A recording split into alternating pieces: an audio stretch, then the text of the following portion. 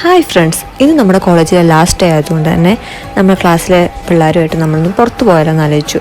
So നമ്മൾ നമ്മുടെ അടുത്തുള്ള ഭാരതീയ സിറ്റിയിലാണ് പോയിട്ടുള്ളത്.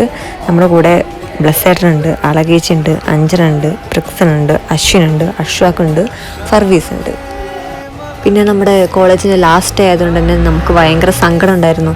കാരണം ഈ 4th ഇയർ 4 വർഷം നമ്മൾ ഒരുമിച്ചിരുന്ന് ലാസ്റ്റ് നമ്മൾ കോഴ്സ് കഴിയാന്ന് അറിയുമ്പോഴുള്ളൊരു സങ്കടമുണ്ട്. കണ്ട ബ്ലസ്സൻ ചേട്ടൻ വ്ളോഗ് എടുക്കുന്നത്, പുള്ളിക്കാരൻ വ്ളോഗറാണ്. എല്ലാവരും ബ്ലസ് ചേട്ടൻ്റെ ചാനൽ സബ്സ്ക്രൈബ് ചെയ്യുക. നമ്മളെല്ലാവരും കൂടിയും ആദ്യമായിട്ടാണ് ഇങ്ങനെ ജസ്റ്റ് ഒന്ന് കറങ്ങാൻ ഇറങ്ങുന്നത് ക്ലാസ്സിലെ പിള്ളേരുമായിട്ട്. നമ്മളിങ്ങനെ മാള് കറങ്ങി നമ്മൾ എന്താക്കി അവസാനം നമ്മൾ ലൈബ്രറീൻ്റെ അടുത്തെത്തി. അപ്പോൾ ഇഷ്ടം പോലെ ബുക്കുണ്ട്. നമ്മളിതിലൊരു ബുക്ക് പോലും വായിക്കാത്ത ആളാണ്. എന്നാലും വെറുതെ അതിനുള്ളിൽ കയറി ബുക്കൊക്കെ നോക്കുമ്പോൾ ഞാനൊരു ബുക്ക് പോലും ഇതിൽ വായിച്ചിട്ടില്ല. പിന്നെ എന്താക്കി, ബ്ലസ്സൻ ചേട്ടൻ വായിച്ചൊരു ബുക്കിൻ്റെ കഥ ഞങ്ങൾക്കിങ്ങനെ പറഞ്ഞു തരുമായിരുന്നു. ആ ബുക്ക് നല്ലതാണ്. ഇപ്പോഴും എനിക്ക് എൻ്റെ പേര് ഓർമ്മയില്ല. പുള്ളിക്കാരൻ അപ്പോൾ ഏതോ ഒരു ബുക്കിൻ്റെ പേര് പറഞ്ഞു. പിന്നെ നമ്മളെന്താക്കി, കണ്ട അശോക് ഇപ്പോഴും ബുക്ക് നോക്കിക്കൊണ്ടിരിക്കുകയാണ്.